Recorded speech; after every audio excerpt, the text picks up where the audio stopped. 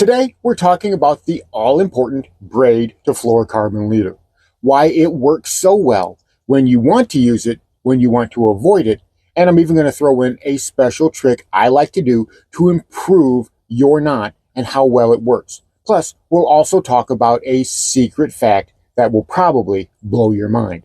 Stick around, you're really going to like this one. Gotcha. You toyed with it and toyed with it and toyed with it, but I got you, buddy.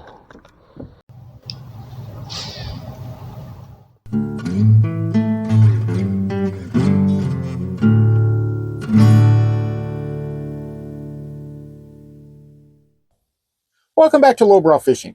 And today we're talking about braid to fluorocarbon leaders. And when I say braid to fluorocarbon, I mean monofilament and copoly as well. We're just going to use that as a blanket term because they all pretty much serve the same purposes.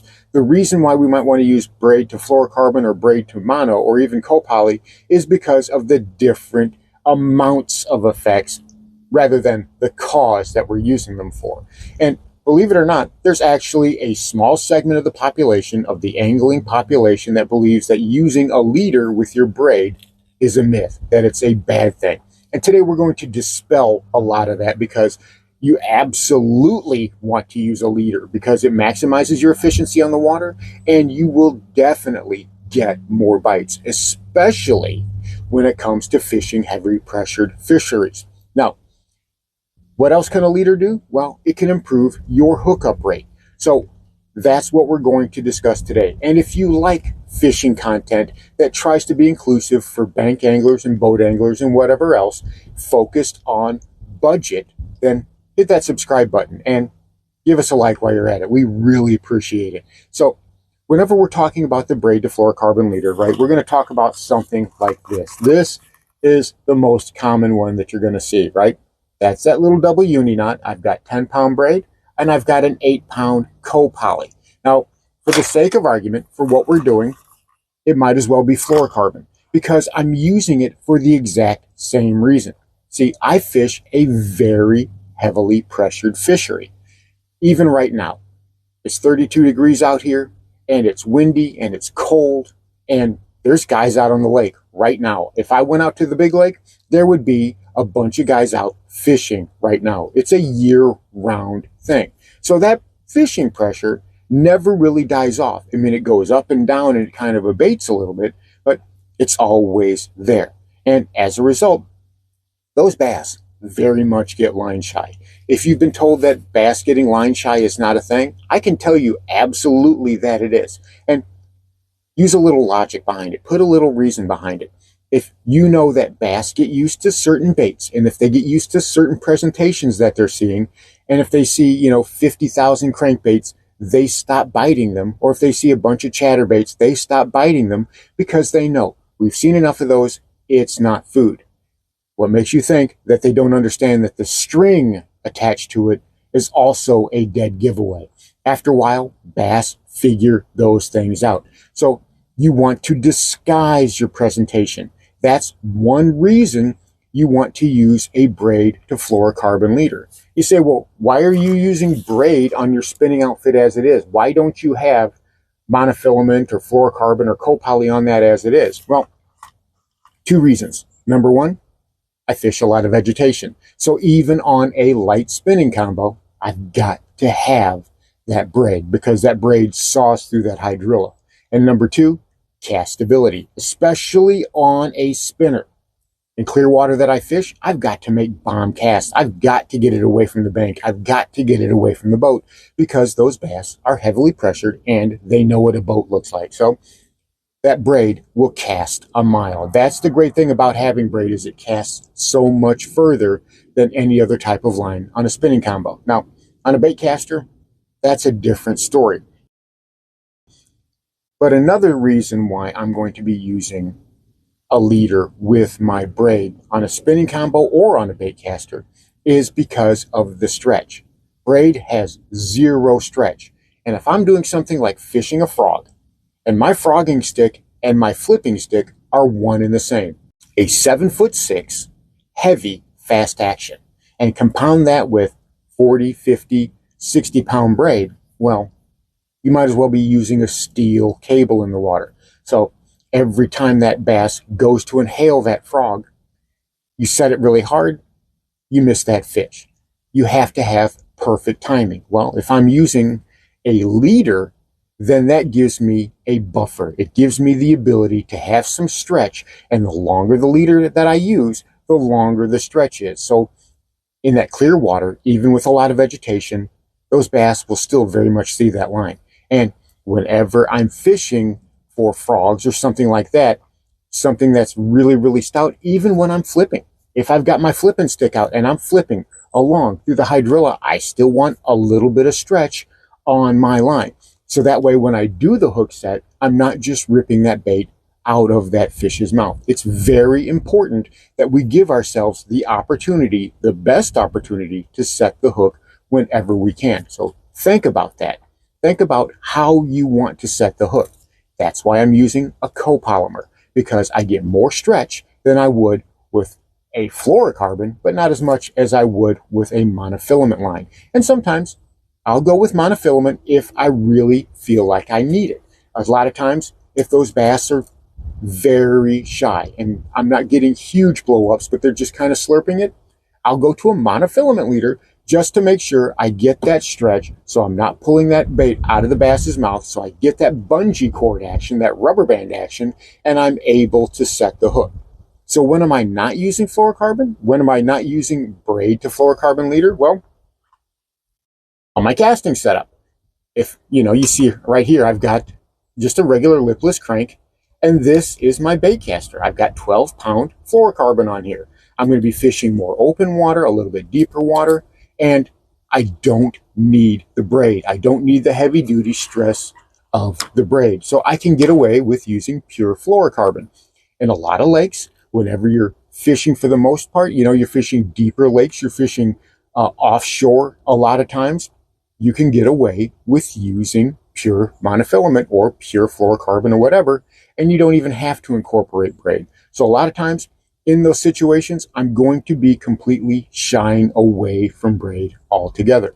But whenever it comes to line shyness, whenever it comes to needing stretch on the end of that line, so I make sure that I get the proper hookups, you better believe I'm going to be using a leader. Now, I've been told by a lot of the older anglers that I talk to, they say that I'm doing it wrong. And I can show them how many fish that I catch. So look how many fish I caught with this. And they always tell me the same exact thing. Well, think how many fish more you would catch if you did it my way. And I ask them, well, how many fish did you catch today? And they say, well, that's not important. Well, to me it is. I mean, if you're going to tell me about a technique you want me to use and explain why it's better than mine, you've got to give me some logic. You've got to give me a reasonable argument. Now, I want to show you a neat little trick that I like to do. And this is something, and I don't know if anybody else does it, but it's something that I like to do, and I want to improve the durability and the strength of that knot. This is a double uni knot, and there are plenty of videos that are going to show you how to tie a double uni. It's super simple. It's super easy. I really don't feel the need where we can cover that right now. There's plenty of other videos. I've even done a couple. But this little uni knot right here, that's going to be the weakest link in the chain. No matter how you tie it, no matter what knot you use, even if you use an FG, that's going to be the weakest link in the chain. Now, we can do something about that. I'm going to show you a neat little trick that I like to do to improve the durability of that knot. A little bit of super glue, spray bottle. Now, a lot of you already figured out what I'm going to do, and that's exactly right. Is I'm going to take and I'm going to put a little dab of super glue on that knot. And be careful, because you don't want to get an A on your hands, and B, you don't want to get it all over your fishing rod. So you got to just a tiny little dab, just the tiniest little dab, just like that. And then right afterwards, you take and you spritz it just like that. And that will cause it to become rock hard. Not only does it strengthen that knot, especially when it soaks in, now that knot is rigid, it is strong, it's ready to do what it needs to do. That glue also acts like a little buffer and it helps that knot go through your line guides a lot better. I like to cut the strings as short as I can, but even then, you still get that fraying action. You still get where it damages the knot. That will help protect it. Now, you'll still hear that telltale clack, clack, clack, clack, clack as that knot is coming through the line guides, but it's going to be a lot more durable. It's going to be a lot stronger. So give that a try. And next up, I want to show you something that I think will absolutely blow your mind. So I want to show you a neat little trick when it comes to tying your leader knot. I've got two different types of line here. I've just got some high-vis 8-pound mono, and I've got some 10-pound braid. I'm hoping these show up on the camera. Now, what I'm trying to do here is I'm going to show you don't need a fancy knot to join two pieces of line to make a braid to leader. A lot of times we think you've got to have an FG knot, an Alberto knot, a uni knot, or whatever, but you can use any old knot. Will work just fine, including the old grandpa's knot, the one we started all doing, the clinch knot, right? And I'm going to show you. First thing, just take your one side of your line, in this case the braid, and we're just going to loop it over just like that. Just going to make a loop, just so we can have a little eye right there. We're going to take the eye, or the other end of the monofilament, and we're going to pass it right through, making sure we keep that loop right there.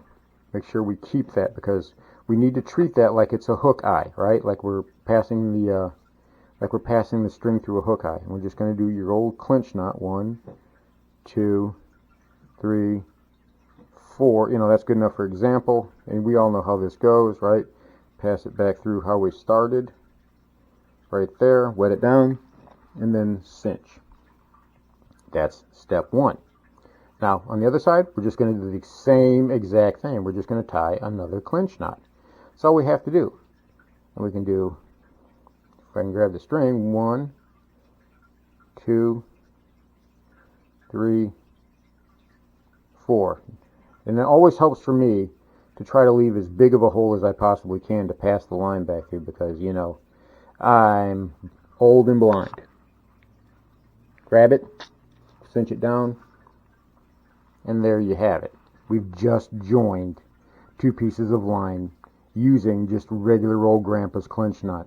You cut off the excess just like you would for any other type of knot, right? Just grab the scissors, and we're going to go ahead and cut that there, and we'll go ahead and we'll cut this off here. There you go. And that is a clinch knot to clinch knot leader line. Again, it may not be super strong like an FG or as strong. It's plenty strong. It'll work just fine.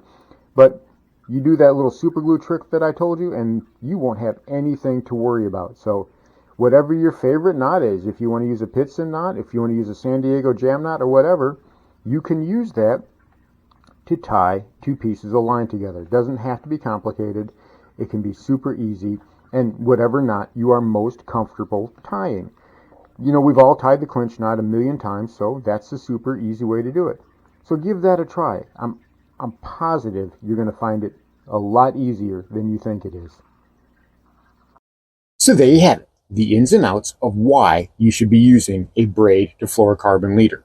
Don't shy away from it.